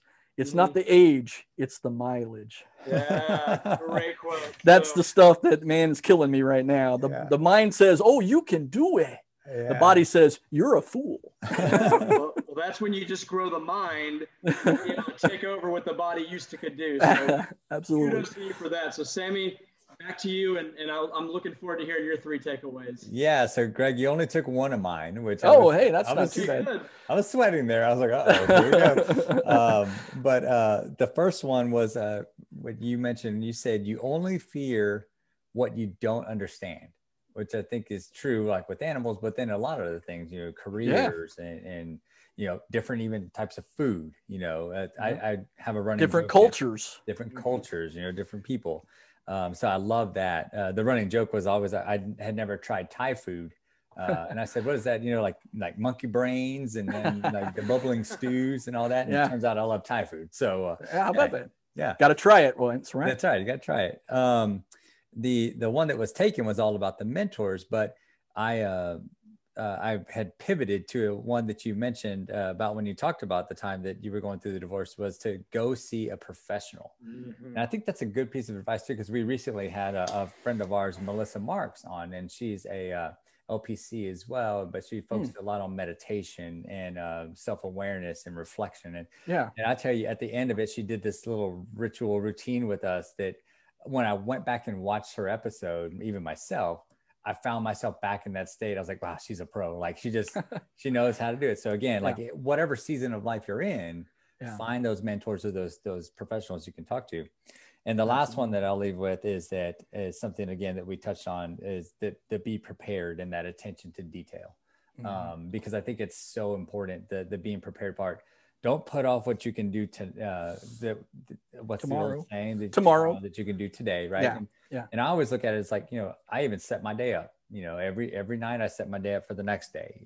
If it's over the course of the weekend, I spend 15 minutes setting up my next week. What does that look like? Smart move. So just taking that time and being prepared and that attention to detail. So those were my takeaways as well. But Greg, you want to bring us home? You want to let Eric? Eric can give us some links and stuff, and then Eric, please send me the email, and I'll do. But tell people how they can get a hold of you and where they can find you. All right, so let's start with Facebook. If you're on Facebook, please follow us at Live Animal Shows. At Live Animal Shows, that's where you can find Wildlife on the Move, and we post a lot of things throughout the week. Like I said, moving on a Monday, and Wild Wednesdays is on there. A lot of our promotional videos and things like that for how you can book us or have us do virtual shows. Oh, by the way, I forgot to mention, we do wild birthday parties. So if you have a birthday, anybody out there that has a birthday, we can do birthday parties, virtual and live.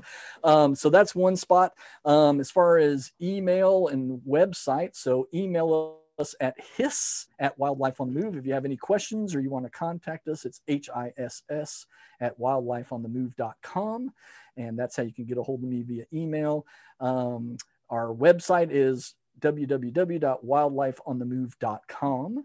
Pretty easy. I'm on Instagram at eric.wildlifeonthemove. And then Twitter, you can find me. It's Mr. B_WOTM. Mr. B_WOTM. But like I said, some of the things that would really help us out right now during these times, just to kind of get us through this next 6 months, obviously book a show. We'll do it virtual. One of my favorite things we have going right now is Video Ventures, really good for organizations, schools, daycares, libraries, things of that nature that need something to go out to their audience or public. It's really easy. It's plug and play. I send you a link. You put it on your website or put it on whatever media format you want to, and people can watch it. And we have 2 of those right now. One is called Amazing Adaptations. The other one's called Boas versus Pythons. That one is awesome. That sounds cool. It's really fun. It's not a fight. It's comparing and contrasting the similarities and differences between boas and pythons, but in a sports theme. So it's very ESPN-ish in its nature. So those would be awesome if you guys want to purchase those. Right now, we're kind of running a special on those. I've reduced the price. I believe it's $275 for those individually, but if you do them as a package, we'll give them to you for $500, and that's $150 off. So that's a huge savings for those. But like I said, we'll do live shows in person, or we can do live virtual on Zoom, Facebook Live, or on Skype.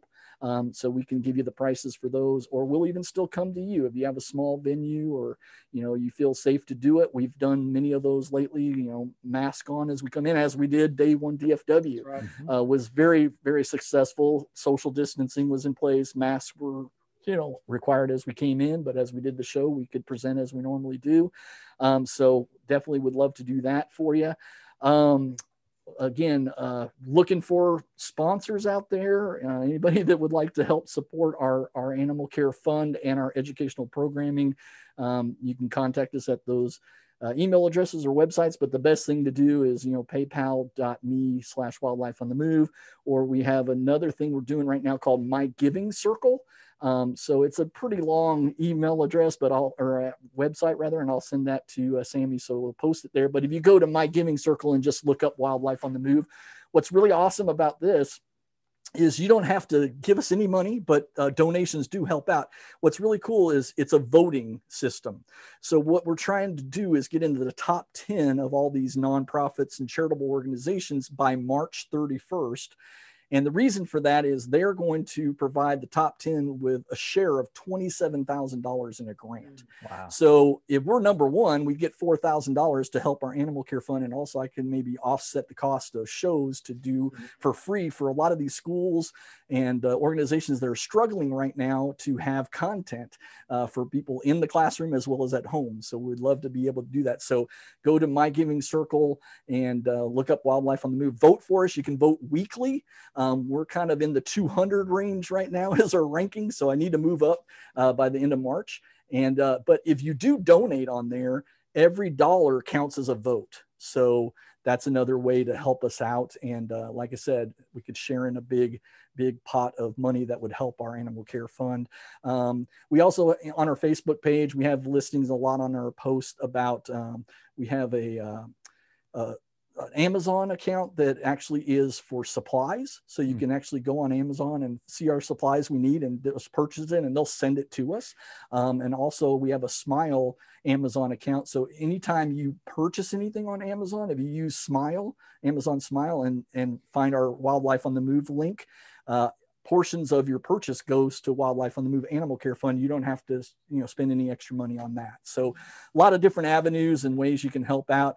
Volunteering, if you're interested in working with animals, or you have a future desire to be in the animal world, taking care of them, research, be a veterinarian, you name it. Wildlife on the Move is a great place to learn how to provide care and husbandry for animals in a safe and very educational and exciting way. So you can go to our website, wildlifeonthemove.com, and go to our Contact Us section, and there's a volunteer form there. So I hope that helped.